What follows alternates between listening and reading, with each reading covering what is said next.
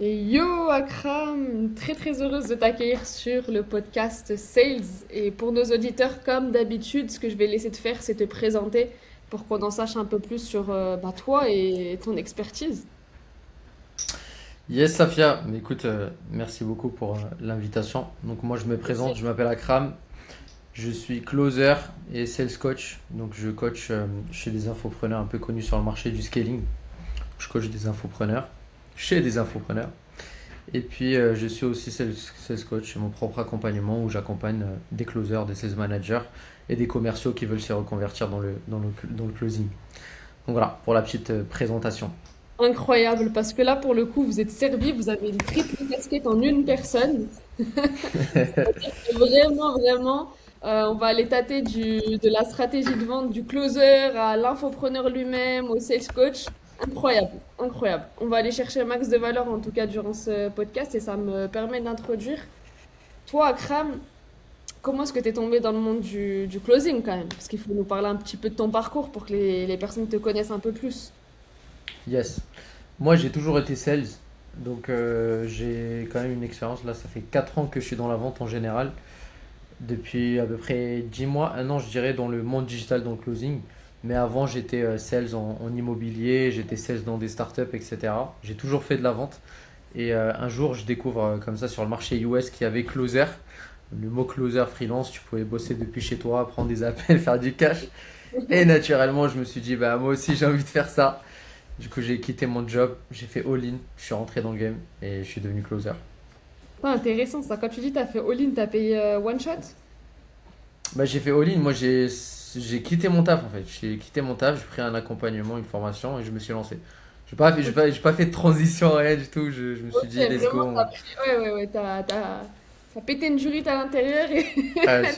C'est Ok, ça. ça marche. Et ton accompagnement à l'époque, tu l'avais payé combien? Est-ce que tu l'avais payé en une fois, plusieurs fois? Moi, j'ai toujours payé en une fois. Je sais pas pourquoi, mais en tout cas, quand je voulais prendre un truc, j'avais tout le temps l'argent de le payer en une fois. Et Ok. j'ai pris deux formations, deux coachings et deux formations que j'ai payées au total. Ok, top. Mais tu vois, ça, c'est un mindset vraiment entrepreneur, quoi. Payer en une fois, Ouais, juste pour donner un petit peu de hack psychologique, le fait de payer en une fois, ça t'engage tellement plus. Bien évidemment, après, des fois, il y a des contraintes logistiques au niveau financier, mais payer en une fois, ça t'engage tellement plus que le résultat derrière, il est décuplé par rapport à une personne qui aurait tendance à négocier un paiement échelonné, bien qu'elle ait l'argent. exactement, exactement. Donc, si tu as l'argent et que tu veux investir, le mieux c'est de l'investir en fait. C'est simple, parce que tu l'investis, tu te dis là j'ai pas le choix. J'ai envie de faire les choses. Ok, ouais, concrètement. Là, du coup, tu disais aussi que tu étais sales coach. Comment ça se passe? Qu'est-ce que tu mets en place, toi, durant tes appels de coaching? Yes, alors je coach des infopreneurs chez Kika. Donc je coach tout type d'infopreneurs, donc tout type de niche. Donc celle-là, on est au cas au cas. Donc il y en a, c'est des cycles de vente un peu plus lents que d'autres, en fonction de Oui. si c'est du B2B, si c'est du B2C, en fonction des niches, etc.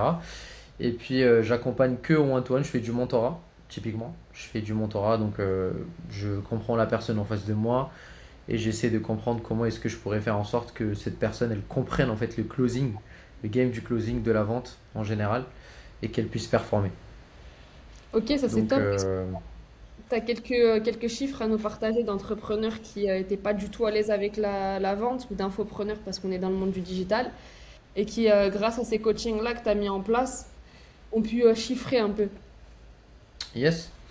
Bah, globalement parlant, déjà sur là où je suis avec les infopreneurs, tu as des infopreneurs qui sont passés de 1K par mois à 6K par mois, juste avec le setting closing et quelques petits bricoles, on va dire, de formulaire. Et sur mon accompagnement perso à moi, donc j'ai Clément, l'un de mes élèves, qui a fait 3 950 € de commission sur le challenge de Yumi Denzel, sachant qu'il a jamais closé en une semaine. Je pense à Thomas, qui a fait à peu près 5K aussi, pareil, sur le challenge. Donc c'est une semaine, pareil. Donc ça, c'est Ok. les chiffres que j'ai aujourd'hui. J'ai un petit jeune qui s'appelle Enzo, qui Mhm. a fait, on est sur 2400 € sur le mois de janvier, là, on est le 19, donc c'est pas mal, 20 jours. Généralement, franchement, ça se passe super bien. J'ai eu la chance aussi d'avoir des élèves qui ont la grinta, comme on dit, qu'ils ont faim. Genre Ouais, vraiment, ils ont faim, ils ont envie de se donner. On est dans cette DA, tu vois. Ils ont envie de tout donner. mais ça, c'est trop important en plus parce que même en termes d'acquisition, même dans ton contenu, que tu fasses de l'organique ou des ads ou un mix des deux, que tu sois sur YouTube, Insta, ce que tu veux, en réalité, l'énergie que tu dégages, elle attire le type de personne que tu es, hein. Donc, tu vois, ça, c'est un petit hack, c'est pareil, tu vois, quand on parle de communication, setting, closing, mais c'est exactement la même chose dans ton acquisition. Je me rends compte, je fais juste une petite parenthèse, mais tu sais, je m'étais amusée à setter toutes les personnes qui entraient dans mon compte. Parce que moi, j'ai une stratégie un peu différente de la tienne actuellement en termes d'acquisition. Et je leur demandais par curiosité qu'est-ce qui vous a donné envie de venir sur le compte, de liker ou de vous abonner. Et on m'a dit, Sacha, ton énergie. Ton énergie, genre. Mais oh, j'ai compris que c'était un glitch en fait, le truc, tu vois. C'est ça, c'est la force du personal branding. C'est insane. Ouais, C'est insane. et là, ce que tu pourrais dire, genre, vraiment à la cam normale, que t'as attiré des gens qui te ressemblent. Bah, c'est ça. Mais moi, moi, tu vois sur YouTube, tu vis l'expérience Akram. Tu vis le truc. Je suis agressif sur le marketing. Je suis en mode, les gars, on est là pour faire du cash. Tu vois le délire. Genre, mes vlogs, ok, ouais, des fois je suis à Mykonos et tout, mais tu vas voir un passage où je suis en train de parler avec un prospect en train de lui vendre un truc, tu vois. Et du coup, bah, j'attire naturellement des gens qui ont la grinta, tu vois. J'attire pas ceux qui veulent partir à Bali, chiller, gagner 2 3 k par mois.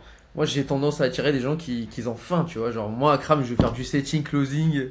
Toute la journée, je vais bosser. Et c'est C'est un hack. insane. C'est insane Hmm, parce qu'en plus, même dans tes résultats clients, tu vois. Ça, là, on donne un hack psychologique de com et de vente. Parce c'est que si vrai. tu attires des gens qui ont la grinta, ça veut dire que derrière, ils vont forcément faire plus d'argent que les personnes qui seraient des moldus, on va les appeler comme ça. Et du coup, derrière, et bah forcément, toi, tu as de la trust, tu as de la preuve et t'as de les gens ont confiance parce ils se disent, ah ouais, punaise, le mec, c'est un petit genou, il a jamais touché au commerce, en 2 semaines, il nous fait 5000. Tu vois, genre, c'est insane, comme tu dis. C'est ça, c'est littéralement ça. Ça, je kiffe. Et d'ailleurs, en parlant de ça, parce que tu vois, là, on parle d'actes psychologiques qui font vendre et qui donnent du résultat. Est-ce que tu as remarqué que chez les entrepreneurs que tu coachais, vu qu'en plus je coach aussi moi le lundi soir, est-ce que tu as remarqué des traits de caractère qui font qu'il y a certains qui n'arrivent pas à débunker, tu vois, débunker au niveau de la vente? Ouais. Alors, moi, pour moi, le closing, c'est simple. On va dire que 50% du closing, c'est interne. C'est, c'est de la Mhm. maîtrise de soi, c'est mental, c'est nos croyances à nous. Et 50%, c'est la méthode de vente. C'est les skills de vente. Et c'est ce que je dis à mes élèves, aux infopreneurs que je coach. Je leur dis, j'ai beau vous expliquer les outils, les questions à poser, le truc, la trame, machin, le scriptless. Si vous n'avez pas une maîtrise de soi et que vous n'êtes pas des leaders, on va dire, et que vous avez encore des croyances limitantes, ce sera très difficile pour vous de closer. En tout cas, dans le closing, pas de la vente de produits, dans la vente transformationnelle, dans le closing. Non, 100% d'accord, 100% d'accord. En plus, là, tu viens de vraiment donner la définition dans la vente transformationnelle. Et d'ailleurs, moi, je pousse toutes les personnes qui regardent ce podcast, on mettra la description pardon, d'Akram en bio de cette vidéo et en description de cette vidéo. On donnera toutes tes infos, Akram, comme ça, toutes les personnes qui seraient intéressées par toi viendront te suivre.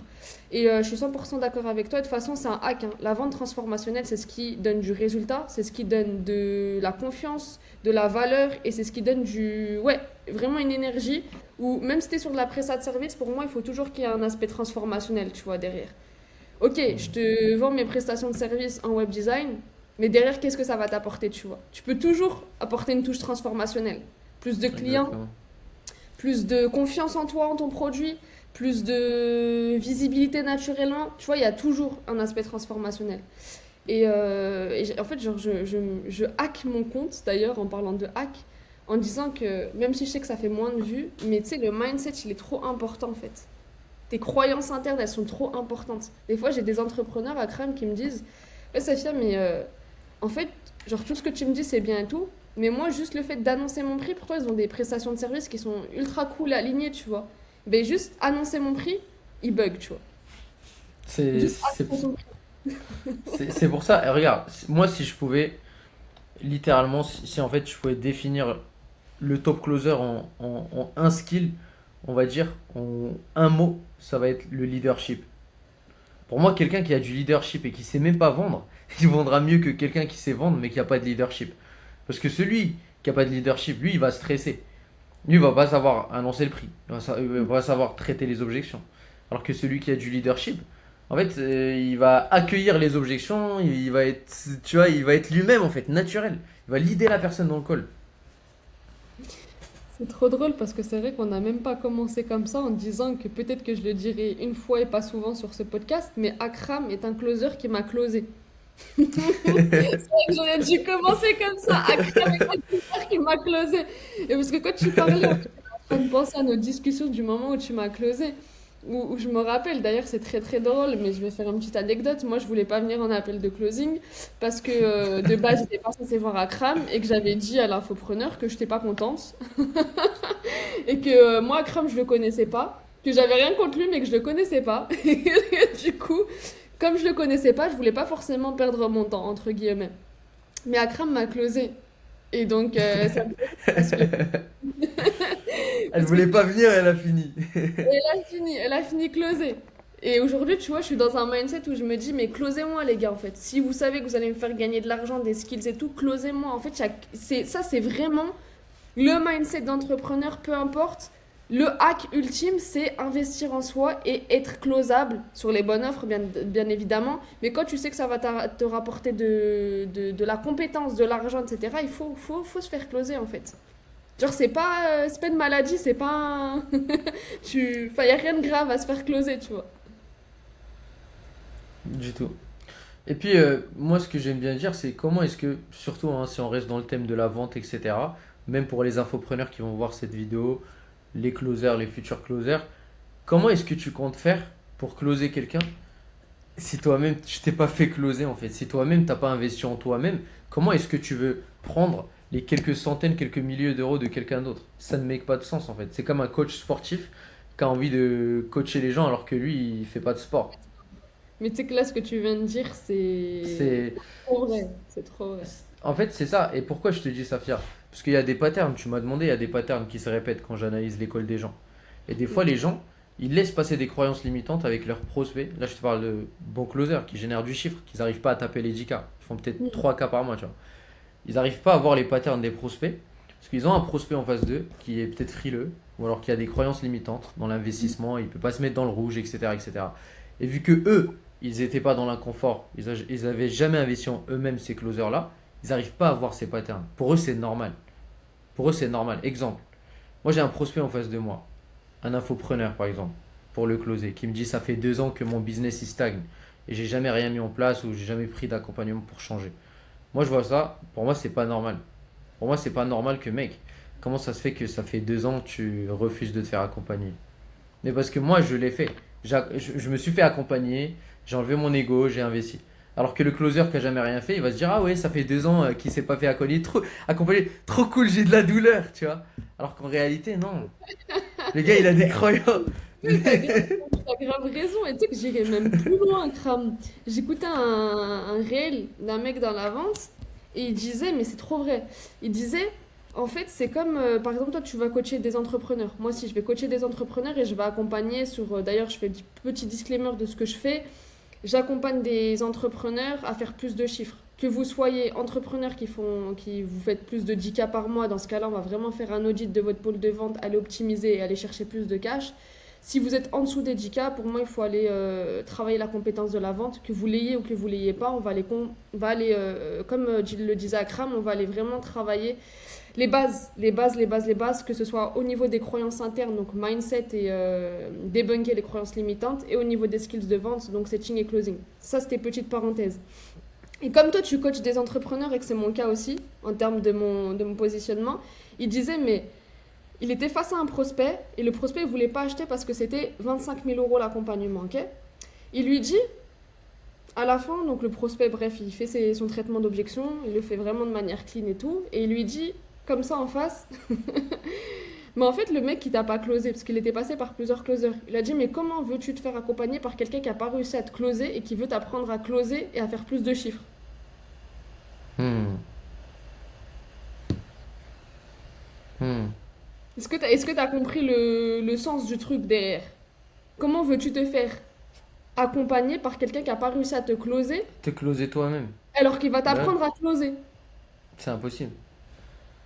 Et c'est That's pour ça que je, impossible en fait. et c'est pour ça que je te parle de croyances limitantes et patterns. Parce qu'aujourd'hui, le closing, c'est aider, pour moi, hein, ma définition du closing, c'est aider des gens à franchir des caps qu'ils ont peut-être jamais osé franchir dans le passé. Bah, l'exemple de ce gars-là. En fait, il y a beaucoup de closers qui se diraient, ce gars-là qui voulait acheter, il se dirait, ah bah trop cool, le gars il a déjà pris l'école, etc. Je vais essayer de le closer, lui coller mon accompagnement. Mais en réalité, il faudrait comprendre pourquoi est-ce que ce gars il a déjà pas acheté pendant 2 ans en fait. Est-ce que c'était par peur? Est-ce que c'était son ego? Il se disait à chaque fois, bon, j'ai pas besoin de ça, je vais le faire tout seul. Est-ce qu'il était en scarcity? Il était en mode, non, je vais chercher l'option la moins chère. Et en fait, vu que nous, en tant que closer, on a déjà fait un développement sur soi, en fait, on va voir ça, on va le voir, on va le call out carrément. Moi, des fois, je les call out. Je leur dis, mec, tu veux que je te partage mon opinion? Je vais peut-être te brusquer, peut-être. Et il me dit, ouais. Et je lui dis, écoute, je te dis ça parce que tu es entrepreneur et je suis entrepreneur. Aujourd'hui, ce qui t'a empêché, c'est ton ego. C'est que tu as refusé de te faire accompagner. Serait-il juste de dire ça? Et des fois, les gens, ils sont en mode, purée, ouais, t'as raison. Et du coup, la question, c'est ça. C'est pendant encore combien de temps t'as envie de pas passer à l'action parce que tu te dis que t'es capable de faire les choses toi-même.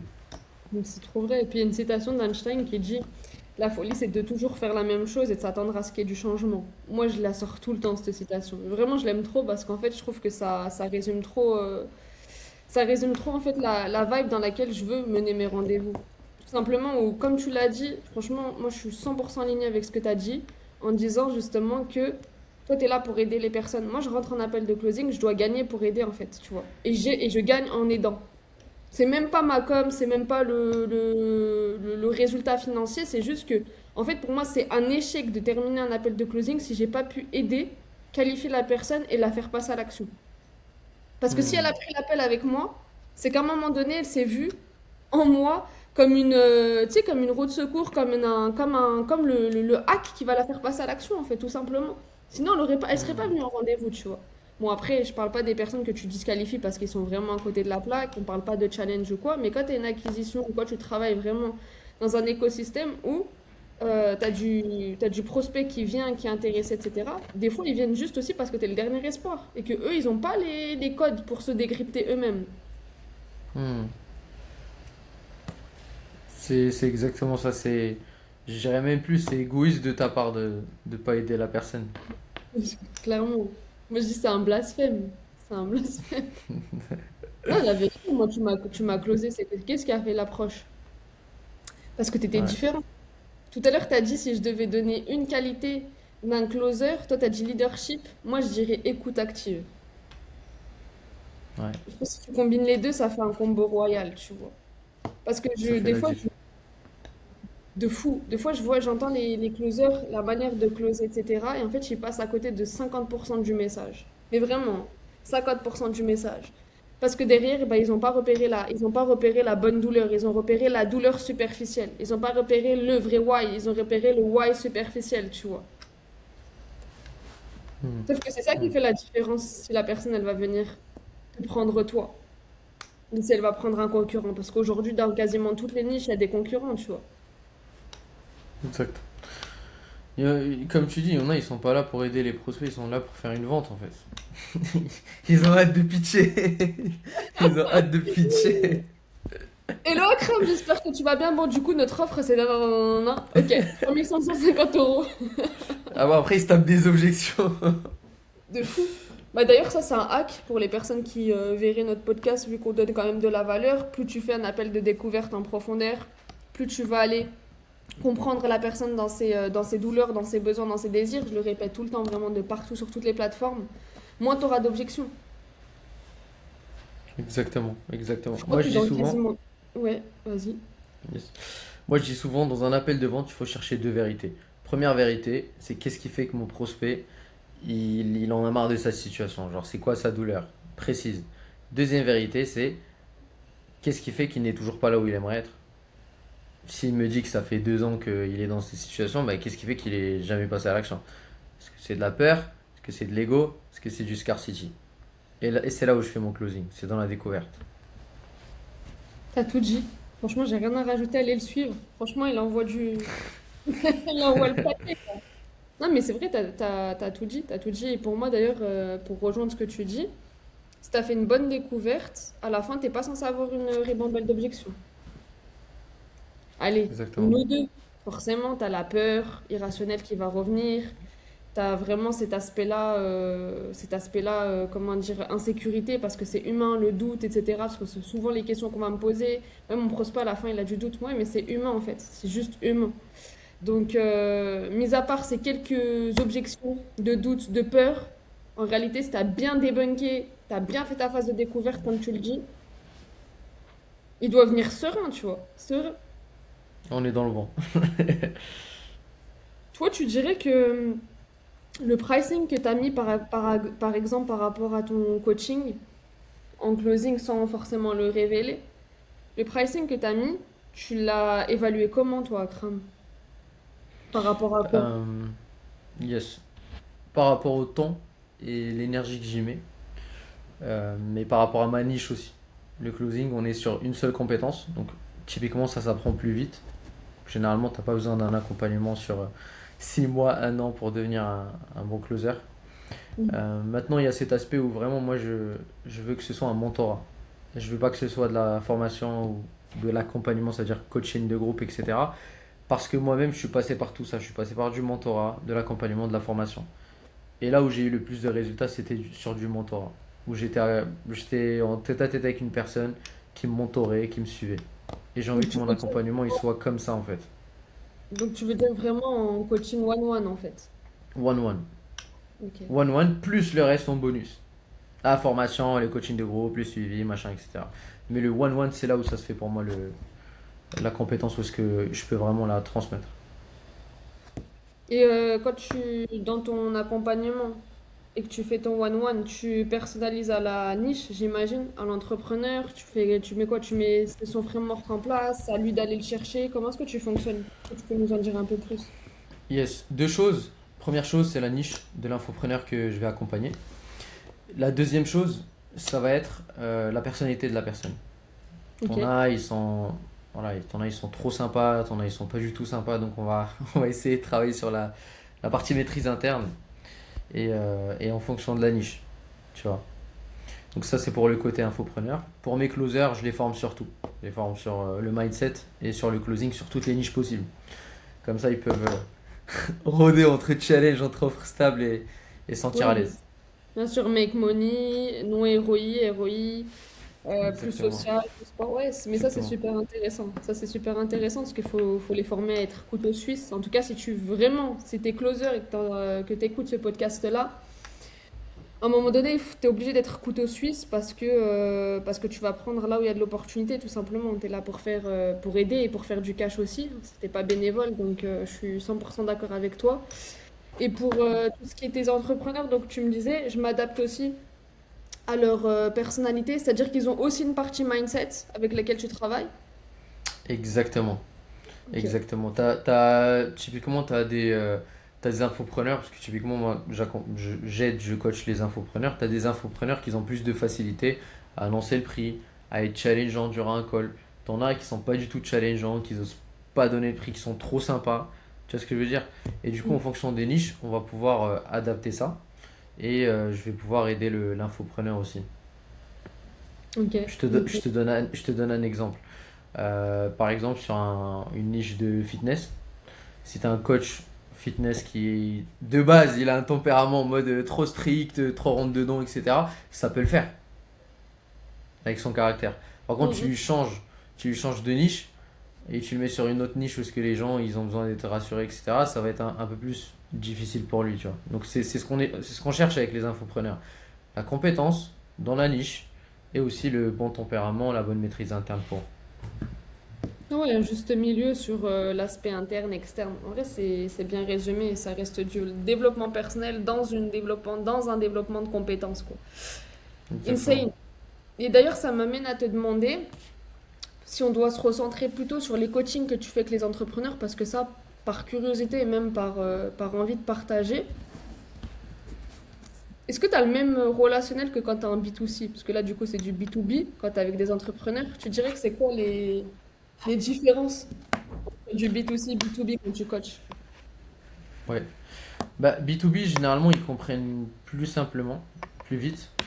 Ouais. Ils sont smart, ils font déjà ça, ils comprennent les choses, ils appliquent. T'as pas de problème à appliquer. Le B2C, des fois, faut courir derrière, faut les aider à franchir un cap, croyances limitantes, etc., etc. Et ça demande beaucoup. C'est plus énergivore de coacher en B2C que en B2B. Hmm. En B2B, ils cherchent l'information. Je leur donne l'information. En B2C, je dois leur donner l'information, je dois être derrière eux pour qu'ils assimilent l'information et qu'ils se bougent et qu'ils fassent les choses, tu vois. Ouais, ouais, clairement, clairement. Et ce que moi je trouve ça drôle, c'est que moi je travaille en B2B, extension B2C. C'est-à-dire que tu vas travailler avec du coach. S'il y a des croyances internes liées notamment à la vente, bah, il va falloir débunker ça. Donc, bah, ça va être du mentorat, comme tu le disais. Mais derrière, si on doit développer un pôle, bah, ça restera du travail en B2C. Parce que bah, si je travaille avec du particulier, là, c'est encore une Tu extension, vois, c'est un level. Tu vois, on va chercher le high level. Comme le high ticket, on va chercher le high level. c'est sûr. Clairement. Et ça me... Tu vois, j'ai plein de petites questions à te poser par rapport au coaching que tu fais avec les entrepreneurs. Globalement, si toi tu devais choisir un pôle sur lequel ils galèrent le plus, tu dirais qu'ils galèrent plus au niveau du pôle acquisition, même si toi tu t'occupes du pôle sales, Hmm. ou dans le pôle sales. Le persona que vous arrivez à avoir, c'est plus des personnes qui sont quand même calées en sales, qui peuvent faire mieux, ou des personnes qui sont à la ramasse en acquisition, mais qui gèrent le pôle sales, tu vois. Souvent, c'est le pôle 16. Souvent, le pôle Ok. 16, setting, closing, il y a tout le temps des problématiques. C'est le plus dur. L'acquisition, ça va. Ça peut se régler. Tu prends un bon accompagnement, ça se règle. Le pôle sales, le problème du pôle sales, c'est que si tu dépends d'un closer, il se barre. Bon, tu fais zéro chiffre. Et si tu dépends pas d'un closer, bon, bah, c'est toi l'infopreneur maintenant, tu dois apprendre à closer. Donc, dans tous les cas, tu es Ok. dans la sauce. Et moi, ce que je Ok. conseille, c'est d'apprendre à vendre un minimum. Moi, Parce que le j'allais te pôle poser sales, la question. J'allais te poser la question. Vas-y, du coup, t'as répondu. ouais. Non, pour moi, un infopreneur, il devrait closer, il devrait se mettre dans le dur et closer lui-même. Et comme Non, ça, mais en fait, moi, tu ne moi, dépends je pas trouve que d'un c'est closer. passage obligatoire. C'est passage C'est obligatoire. obligatoire. Comment tu veux Obligatoire. déléguer si tu connais pas, en fait? Un minimum, tu vois, un minimum. C'est ton offre, hein. D'ailleurs, ça me permet à Akram de te faire un parallèle avec une personne avec qui je devais faire une collab. Le mec, il voulait me mettre en closing et tout. Je dis, bah écoute, si tu veux que je teste son offre et tout. Et en fait, quand je vais creuser pour voir comment est-ce qu'il nous intègre et tout, parce qu'en fait, petite parenthèse, mais des fois, je rentre dans les systèmes de recrutement, je rentre en tant que closeuse également pour voir en fait comment est-ce que ça se passe en interne et comment est-ce que le marché il évolue et comment est-ce que d'un pôle, d'un infopreneur à un autre, ça change. Donc je fais des testings en fait. Donc je rentre, je m'immisce dans le process et tout.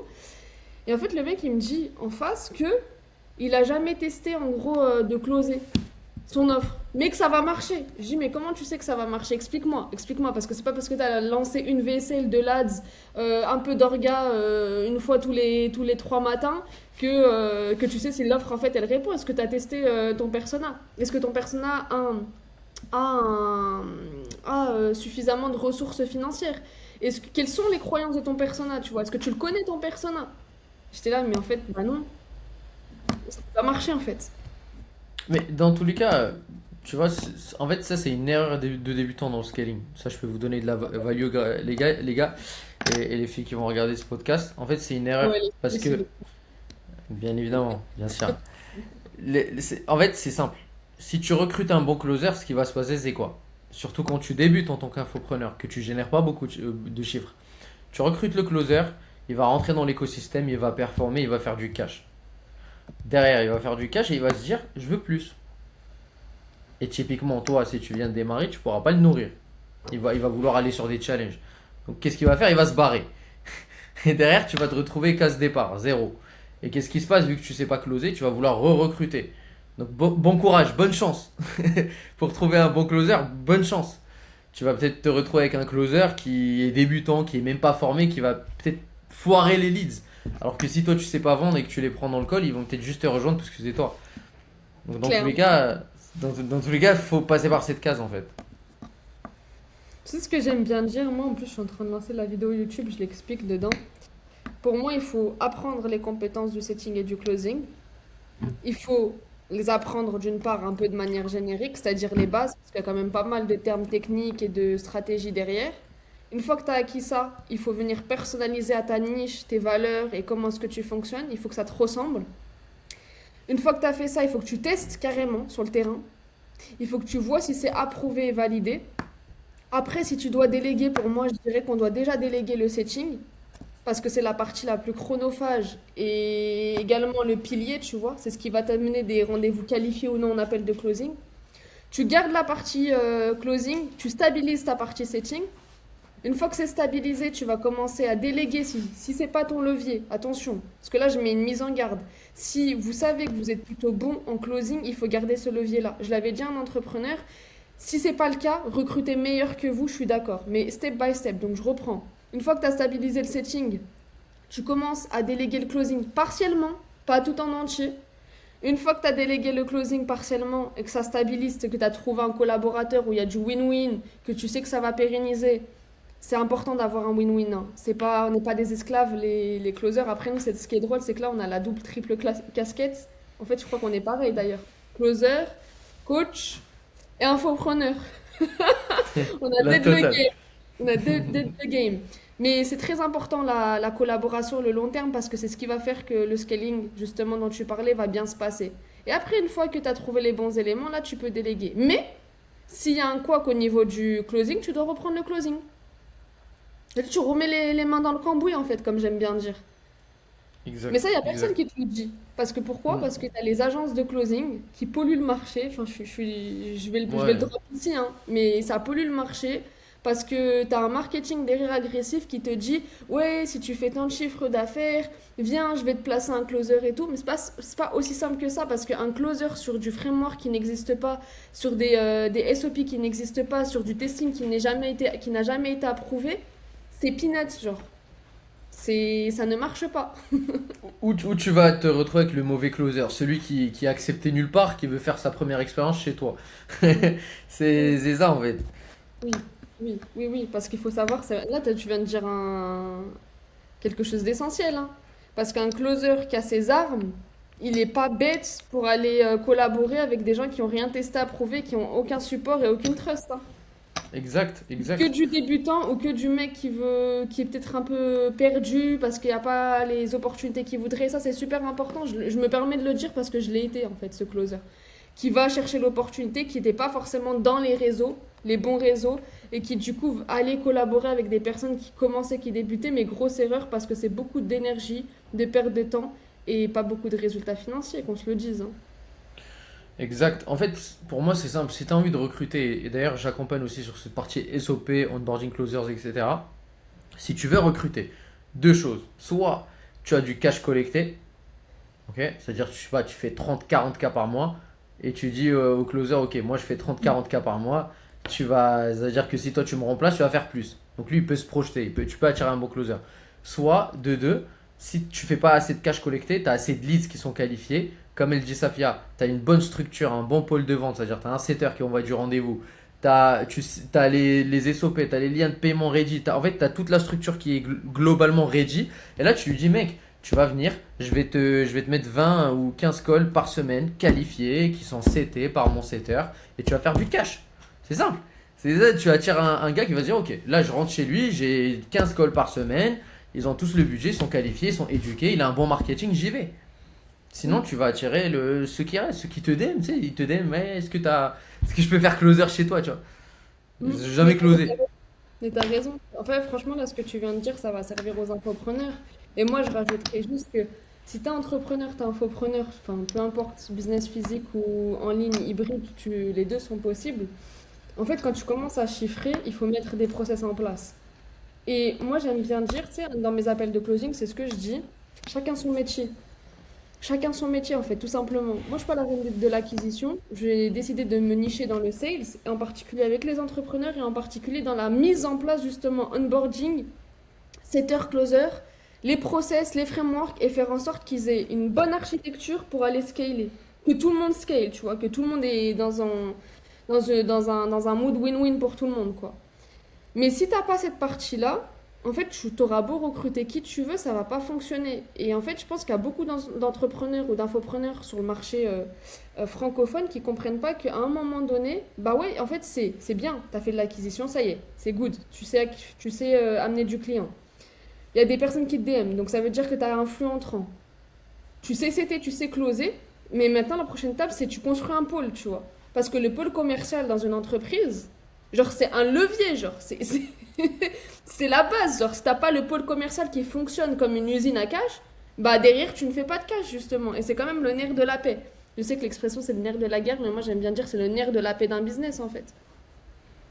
C'est exactement ça en fait. C'est littéralement ça. Et du coup, toi, comment est-ce que tu mets en place tes SOP? Tu fais quoi? Tu fais une visio avec l'entrepreneur avec qui il doit travailler?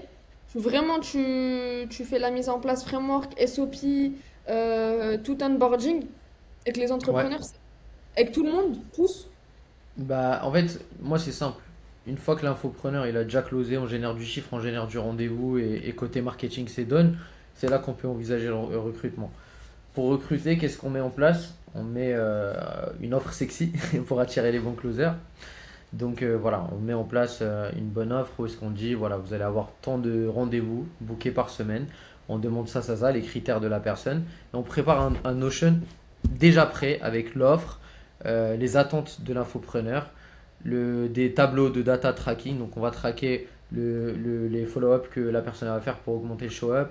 On va traquer le nombre de rendez-vous bookés, présents, close, pitch.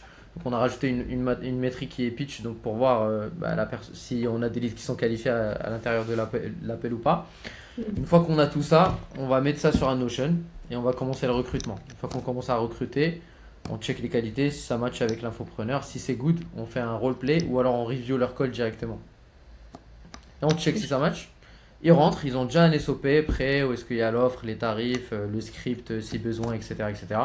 Ils rentrent à l'intérieur, au bout d'une semaine, on sait si la personne est performante ou pas. Ok. Est-ce que tu peux nous en dire plus sur les KPIs que tu évalues? Parce que là, tu nous as parlé de show up, taux de pitch, ça c'est important pour savoir, comme tu as dit, si tu es qualifié.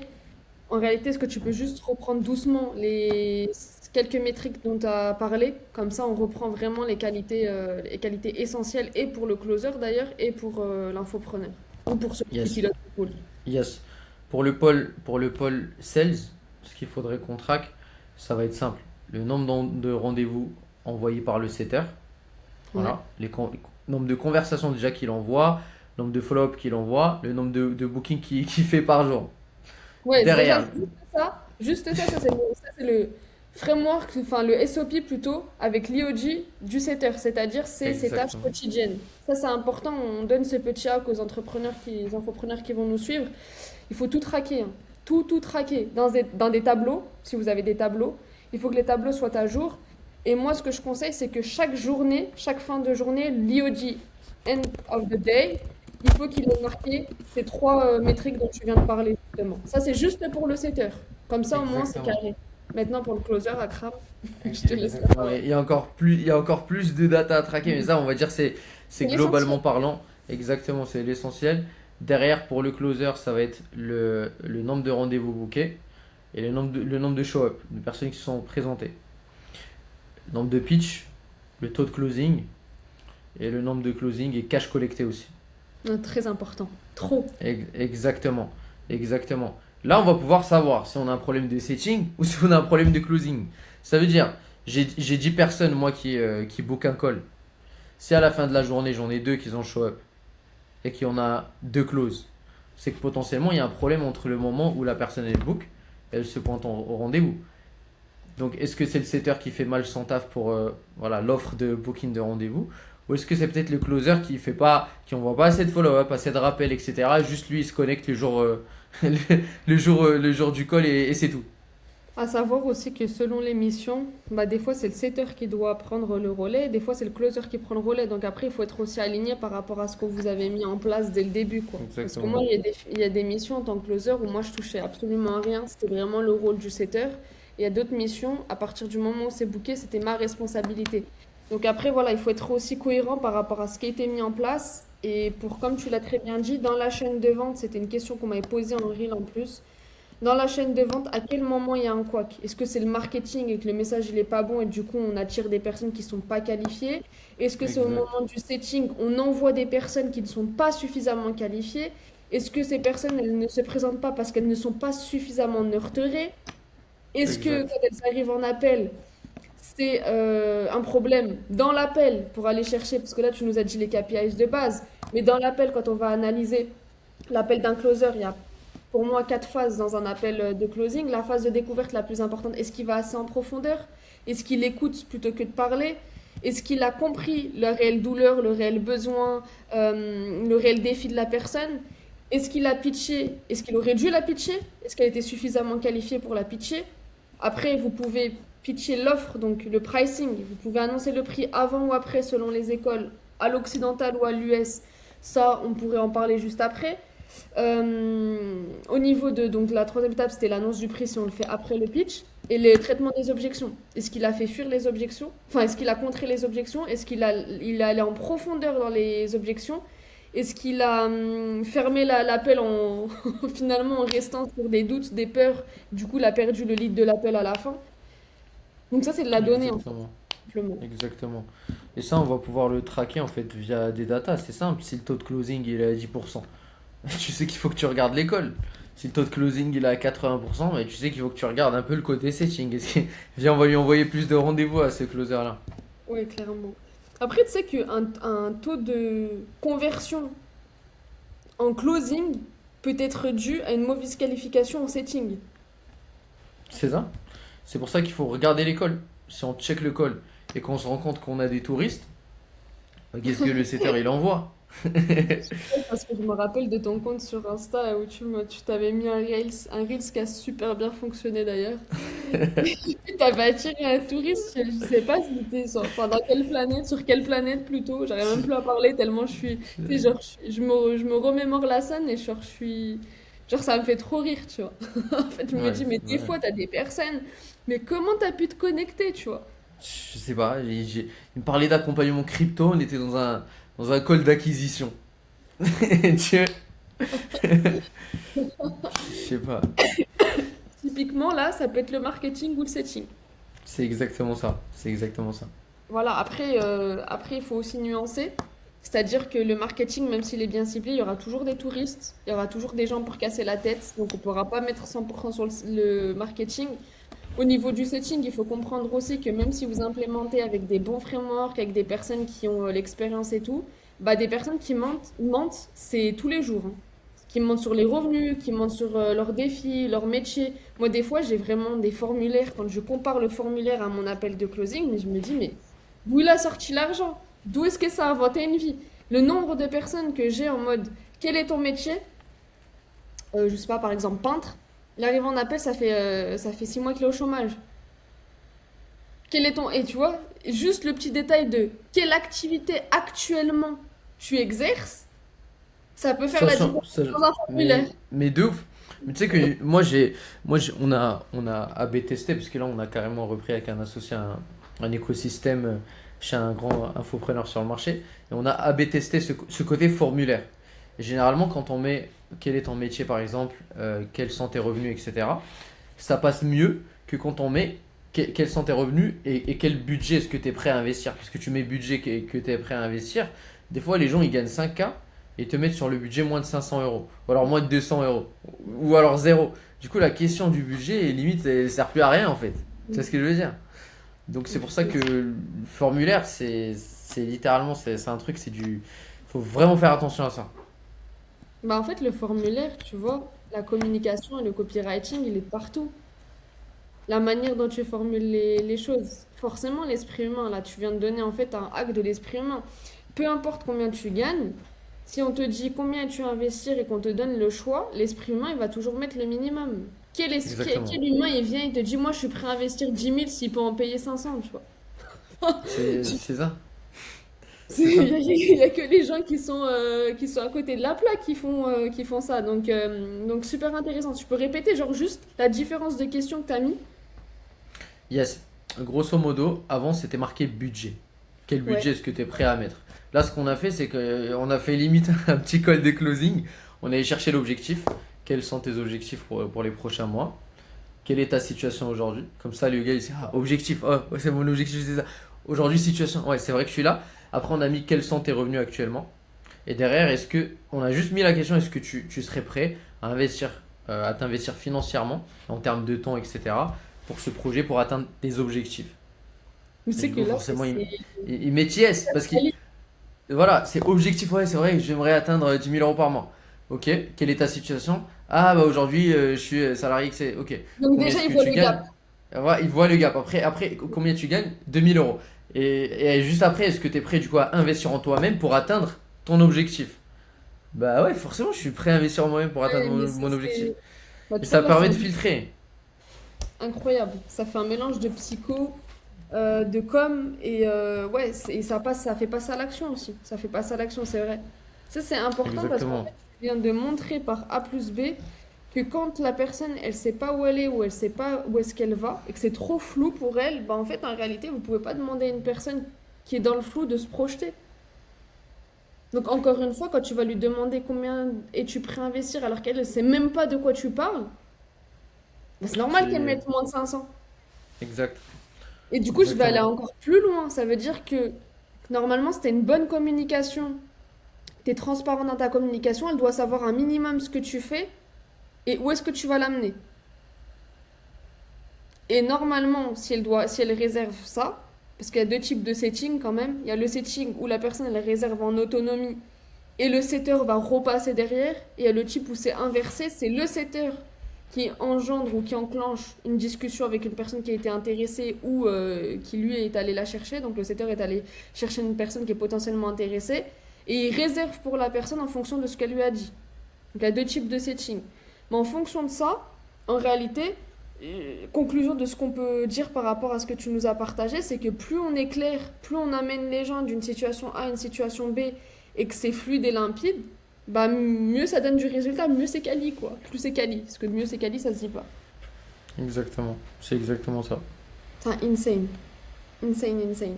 Toi, au niveau de tes, tu gères et le pole setting et le pole closing, ou t'as un head of setting et un head of closing, ou Bah t'as un nous head. on gère tout, donc setting closing. Et moi là où j'apporte le plus de value, ça va être sur les coachings pour les closers. Il y a 5 closers dans l'écosystème. Donc je vais les coacher, les accompagner au quotidien sur cette partie-là. Et je touche en même temps à l'architecture de pôle de vente avec mon associé là où voilà, formulaire, SOP, etc. Incroyable, tout ce que moi je kiffe. Ouais. Et dis-moi, en termes de framework setting, vous êtes parti sur quoi? C'est quoi le type d'acquisition? Sans forcément rentrer en détail pour pas mettre la personne ici en lumière, mais plutôt en termes vous êtes déjà sur quel type d'acquisition et ça découle sur quel type de setting? C'est ads, lead magnet. Les gens ils achètent un lead magnet. Ok. Derrière, une fois qu'ils ont acheté le lead magnet, on les envoie vers un webinaire. Donc, il y a des webinaires tous les jours dans l'écosystème. Sur le webinaire, voilà, pendant 2 heures, il y a full copywriting là-dedans, bien scripté, etc. Situation désirée, situation actuelle, Mm. témoignages clients et tout. On les éduque vraiment sur le business, l'écosystème, etc. Une fois qu'ils ont fini, il y a un call to action directement et on présente les closers sur le webi. On met la tête des closers sur le webinaire et derrière, les gens ils vont booker un call avec les closers. Il n'y a pas de setter, c'est formulaire de qualification. Ok. Derrière, si la personne, elle met. En fait, on qualifie financièrement, on qualifie sur le revenu. Si on voit que la personne elle gagne moins de 1 000 euros, automatiquement, on sait qu'ils ont peut-être pas le budget. Et derrière, ce qui va se passer, c'est que, boum, sur l'automatisation, ils sont disqualifiés. Et il y a le setter qui les appelle. Ok. Il les appelle pour savoir si peut-être ils ont de l'épargne de côté, peut-être qu'ils sont étudiants, mais ils ont de l'argent, ils ont un projet, de l'investissement. Si c'est le cas, il les rebook chez le closer. Si ce n'est pas le cas, il les envoie vers une formation gratuite. Donc le setter, lui, simplement, il va envoyer du monde vers le webinaire et il va appeler ceux qui ont booké, qui n'ont pas le budget. Et les closers, ils prennent directement les calls après le webinaire. Incroyable. Vous voyez, là, ce qu'Akram vient de nous partager, c'est un système, une architecture de pôle de vente au niveau setting closing. Parmi tant d'autres, il faut qu'elle soit adaptée aussi parce que par exemple, moi je peux vous donner le cas de coach sportif, ça va être beaucoup de marketing via de l'organique. Donc, des personnes qui vont interagir via des comptes Instagram, un setter qui va venir interagir avec toutes les interactions qui sont déjà dans le compte. Donc les likes, ça peut être les abonnements, ça peut être des commentaires. De là, le setter va qualifier les besoins, le budget également et le momentum. Est-ce qu'il veut agir maintenant ou dans 6 mois? Très important. Et après, là, il va booker pour un closer. Et d'ailleurs, dans cette chaîne de vente, où le lead passe prospect, qui passe client s'il est closé, c'est plus facile de se rendre compte où est-ce qu'il y a du couac. Mhm. Mhm. Parce C'est que... exactement ça. Oh là, je t'avais perdu. Je t'avais C'est perdu. bon? Ouais, c'est bon, t'es là. Ouais, c'est plus facile de savoir où est-ce qu'il y a eu un couac pour la simple et bonne raison que si c'est vraiment compartimenté avec questionnaire ou avec un setter qui le fait manuellement ou avec une automatisation, il y a même des IA maintenant qui font le setting, et ben on va vraiment comprendre est-ce que le marketing est cohérent avec ce qu'on a en setting, est-ce que le setting c'est cohérent avec ce qu'on a en closing. Et je le rappelle, mais marketing, setting, closing, donc pôle conversion et même délivrabilité qui est le troisième grand pilier d'un accompagnement, travail de concert en fait. À un moment donné, il faut de la cohérence, quoi. C'est pas s'il y a vraiment un déséquilibre à un moment, ça se ressent dans la chaîne de vente et dans la chaîne d'accompagnement du client tout simplement. Exactement, exactement. Et alors, tu kiffes tu sais, c'est quoi ta partie préférée? Le coaching, l'architecture de pôle de vente, le closing. On m'a dit à Non, l'oreille que toi tu préférais closer, est-ce que c'est vrai? bah, closer, c'est kiffant, c'est challengeant. Pour moi, c'est super cool. J'aime bien closer. Là, ce que j'aime bien faire, c'est les upsells. C'est vraiment aller chercher les clients qu'ils ont achetés il y a longtemps et les upsells sur d'autres modalités. Parce que je kiffe ça. J'ai un côté sales en moi qui kiffe ça, mais je dirais c'est coacher des gens en fait. C'est apporter de la value parce que c'est insane. Quand tu coaches quelqu'un sur la vente, c'est une vraie compétence. Genre, c'est une vraie compétence, tu vois ce que je veux dire? Ouais, mais moi, Le gars, il sera jamais broke, tu vois. en plus, là, les gens, ils vont nous dire, mais vous êtes fou malade et tout. Tu sais, on m'a posé la question l'autre jour. Limite, ça me fait rire, Ouais. ça me fait une sensation. On me disait, mais t'as pas peur d'inviter des gens qui sont entre guillemets tes concurrents? Je dis, mais moi, y a pas de concurrence en fait. Genre, Akram, c'est mon bro, tu vois. Genre, si les gens kiffent ta vibe, mais allez chez Akram, tu vois. Genre, en vrai, t'as vu le personal brand dont tu parlais tout à l'heure? Bah oui. Il y a de la place pour tout le monde. Il y a, selon aussi la cible que vous visez, si vous voulez vraiment aller faire de la perf B2C, bah, il y a forcément une personne qui va plus te parler. Si tu veux plus aller dans une optique bienveillance très carrée, bah, il y a peut-être du B2B, une personne qui va plus te correspondre et tout. Et C'est exactement ça. tu vois ça m'amène à faire du podcast avec, entre guillemets, plein de concurrents. Mais en fait, moi, que nenni. Genre, tellement tu kiffes la transmission, tu kiffes la vibe de donner de la valeur, de transformer les gens. Moi, quand les gens gagnent, genre, ça me fait frissonner. C'est ça. En fait, Guillaume, il y a pas de concurrence, Safia. C'est comme tu dis, il n'y a pas de concurrence, en fait. C'est de la personal brand. C'est ça, en zéro. fait.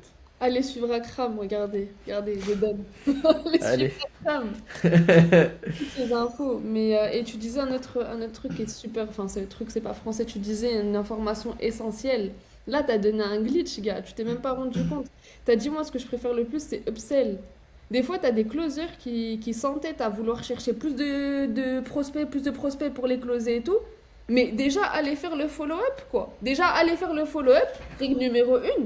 Et dans les gens que t'as closés, normalement, si tu es sur une offre ascendante, c'est-à-dire qu'une fois qu'il a acheté, bah forcément, quand il a atteint un nouveau palier, tu vas lui revendre une presta, un produit, ce que tu veux, pour le faire passer encore au niveau supérieur, mais allez les chercher, tu vois. Juste comme ça, tu peux passer d'un panier moyen de 1500 de com à 5000. De ouf. Mais en plus de ça, celui qui a déjà acheté chez toi, si t'as un bon delivery, bah en fait, il est plus simple à closer que celui qui a pas acheté chez toi. C'est Clairement. simple. C'est insane. Genre, moi, j'ai collecté tellement de cash pour un infopreneur qui avait une offre booster à 2800 € et une offre clé en main à 9K et 15K. Je Hmm. vendais le truc à 2008 quand les gens ils avaient pas trop confiance, ils rentraient, ils étaient satisfaits, tu vois. Et derrière, ça les appelait et ça leur proposait le clé en main. Écoute, on s'occupe de tout. Ça, Forcément qu'il te dit oui. c'est Forcément qu'il te dit oui. Forcément qu'il te dit oui. Ça fait 3 mois qu'il est là-dedans, il a des premiers résultats, etc. Et il dit oui. Il dit let's go. Et toi, tu es pour le low ticket ou tu dirais qu'il faut au moins qu'il rentre sur un middle ticket? Attention, je mets juste une parenthèse. Parce que je sais que le low ticket et le middle ticket et le high ticket en B2C, en B2B, c'est pas le même. Parce qu'en B2B, tu dis 5 000, c'est du limite du low ticket. Ou du middle, allez. En B2C, c'est du high, tu vois. Donc toi, t'es Hmm. plutôt pour quel type de pricing? Pour moi, du high ticket. 2025-2026, grosse personal brand pour voilà, donner la confiance, donner full value, guys, sur YouTube, les réseaux sociaux, etc. Full trust, et derrière, fait du high ticket. Le low ticket, ça te sert à quoi en fait? Ça attire la mauvaise cible, ils vont te casser la tête, alors que si tu fais du high ticket, les gens ils vont te payer 2 3 4 k. T'inquiète pas qu'ils sont engagés. Donc même pour le delivery, c'est beaucoup plus simple. Par contre, moi, j'ai un hack pour le B2C, tu vois, je l'ai testé dans le coaching sportif. C'est que quand tu as une acquisition où tu as du mal à filtrer et à bien setter et envoyer que du lead qualifié, je me rends compte qu'il y a beaucoup d'appels, tu vois, pour cet infopreneur qui étaient perdus juste à cause des finances. Pas à cause de la trust, pas à cause de l'envie de passer à l'action, mais juste parce que de manière rationnelle, la logistique là, maintenant, elle n'était pas possible. Et moi, ce que j'ai dit à l'infopreneur, et j'ai préparé un value asset que je vais sortir sur YouTube, petit disclaimer, petit teaser plutôt. Je lui ai dit, mais en fait, si tu as une offre high ticket pour du B2C, au lieu d'aller perdre un nombre incalculable de personnes et de gaspiller l'énergie et le temps du closer, downsell genre en middle ticket. Parce que si tu sais que c'est vraiment des personnes qui sont fauchées, qui dans 6 mois n'auront pas de situation changée, et bah downsell, parce que elles seront gagnantes et toi tu seras gagnant. Et tu auras un maximum de cash collecté. Exact. En fait, il faut faire les deux. C'est exactement ça. Stratégique, non? C'est exactement ça en fait. Faut que dans tous les cas, il faut que tu aies une high ticket, une offre high ticket. Il faut que tu aies une offre high ticket. Ouais, c'est super important. Ouais. Hmm. C'est trop important parce qu'en plus, le high ticket, c'est que comme ça, en réalité, que tu peux donner full valeur et transformation, tu vois. Pour moi, qui dit offre high ticket, dit offre transformationnelle dont tu parlais. J'arrive même plus à parler. Offre transformationnelle. C'est super important. Maintenant, il faut trouver un équilibre parce que si tu fais trop de mentorat et que tu es sur un high ticket qui est quand même raisonnable, je te donne un exemple 3K. Et bah, c'est encore de la stratégie de vente en fait. Si vraiment tu commences à avoir Hmm. de la fame, que tout le monde veut venir chez toi, etc., bah en fait, tu peux pas accepter tout le monde en Tu mentorat parce que vas. ça bouffe ton temps en fait, tout simplement. Exactement. Faut que Donc tu là, il faut recrutes des doubler. coachs. Faut que Ouais. tu recrutes des coachs ou tu augmentes le prix. Moi, ce système de coach, de coach, de coach, je suis pas archi fan, je te mens pas. Je suis pas archi fan. C'est Hmm. des bons coachs, genre des coachs sales comme là, on peut le faire nous, ouais. Mais pour moi, en fait, je trouve ça tellement plus stratégique et tellement plus insane de doubler ton pricing ou tripler si tu dois le tripler, mais avoir toujours de la proximité avec ton client, toujours du résultat qui est incroyable. Et en fait, ça va attirer de plus en plus de personnes qualifiées. Pour la simple et bonne raison. Exactement. En fait, quand tu fais Exactement. plus cher, plus cher, plus cher, bah, le filtre, il se fait encore plus naturellement, tu vois. Exact. Et d'ailleurs, ça, c'est un tips pour tous les infopreneurs qui sont solopreneurs. Vendez sur ça, les gars. Quand on vous demande en fait pourquoi j'irai avec toi et j'irai pas avec le gros poisson du marché, en fait, c'est simple. Aujourd'hui, moi, j'ai un an à me faire dans cette industrie. Donc, t'inquiète pas que si tu rejoins mon programme, c'est moi qui vais te coacher en one-to-one. Je vais te mentorer, je serai derrière toi. Parce que j'ai tout à prouver. Mm. J'ai rien à perdre, j'ai tout à gagner, moi. Tu vois? Donc, ça, c'est un angle insane. C'est beaucoup plus puissant. En 2026, les gens, ils veulent pas juste acheter parce que lui, il est connu sur les réseaux. Ils savent que toi, tu es juste un follower parmi tant d'autres. Alors que nous, avec nos personal brands qui sont. Voilà, on n'est pas trop connus sur les réseaux, etc. Les gens, ils nous adorent parce qu'ils se disent je vais être mentoré par lui, il va prendre du temps, etc. C'est ça ce que les gens ils achètent en high ticket. Mais en Donc, fait, jouez là, sur ça, en fait. t'as trop raison, t'as trop raison. Parce que moi, j'ai été déçue, hein. Quand j'ai investi, qu'est-ce que j'ai été déçue. Déçue parce qu'on t'avait vendu du rêve, hein. Moi, franchement, je devrais faire un podcast ou une vidéo YouTube juste pour montrer combien ce que j'ai investi en cash et toutes les arnaques sur lesquelles je suis tombée. Parce qu'en fait, à un certain stade, c'est une arnaque. Quand on te dit on va t'accompagner et que c'est un coach de coach et que ça reste du coaching collectif de coach, de coach, de coach, de coach, je peux pas avoir de résultats. Faut être transparent, tu vois. Après, si tu tombes sur des coachs comme nous, qui ont une réelle expertise, on est ultra niché, on a notre personnel brand à côté, on est connu pour délivrer, on est connu pour tirer les gens, that's ok. Mais même dans un écosystème qui fait du cash et qui travaille sérieusement, c'est pas vrai, il n'y a pas 50 000 coachs. Ça n'existe C'est pas en ça. fait, ça n'existe pas. Sinon, ça veut dire que c'est un système, excusez-moi, hein, parce qu'il y en a qui vont être irrités, pyramidal, tout simplement. C'est un qui va prendre max d'argent, qui va recruter des coachs, parce que si vous allez dans la stratégie de vente, comme moi j'y vais, et bah derrière un coach qui est payé, il sera payé au lance-pierre par rapport à la commission, enfin par rapport au ticket qu'il aura encaissé l'infopreneur. Et voilà. Mais derrière, ce que tu as dit, c'est un vrai hack. Si tu es carré, si tu as envie de donner de la valeur, même si ton écosystème, il y a de plus en plus de personnes, tu vas tout faire pour avoir des cracks, des cracks de la compétence, quoi. C'est Tout exactement simplement. ça. Tout simplement. Et C'est méfiez-vous exactement ça. d'ailleurs, petite prévention, mais méfiez-vous des personnes où on voit l'image de la personne, mais c'est pas la personne qu'on a derrière, tu vois. Tout simplement. Faut se renseigner, faut voir les témoignages clients, faut vraiment faire attention avec ça. Ouais, et prendre des calls aussi, c'est important. Mm. Parce que des fois, tu sais que tu rigoles et je rigole, mais en vrai, c'est mon cas. Ça me fait rire. J'ai reçu un DM l'autre jour. Le mec, il me disait, ouais, j'espère que ton coach, il va débloquer et tout, et que tu vas pouvoir réussir.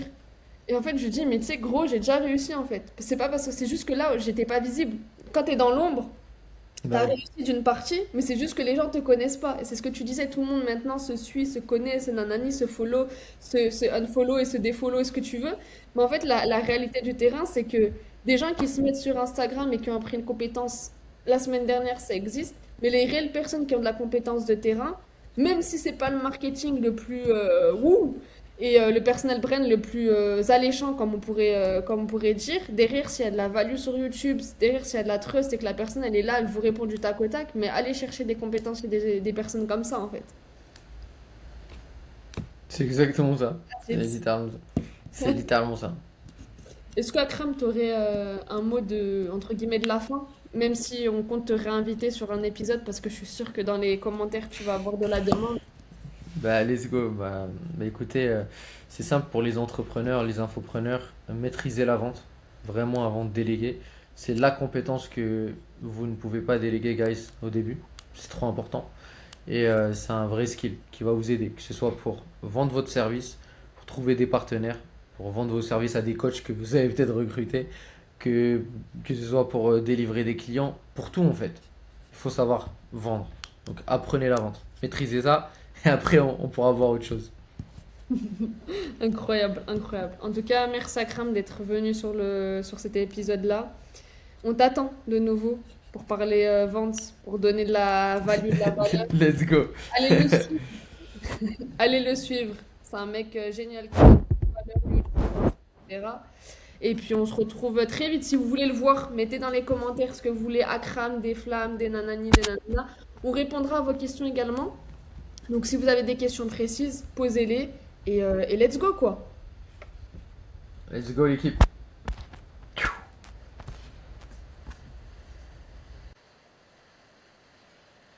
Normal.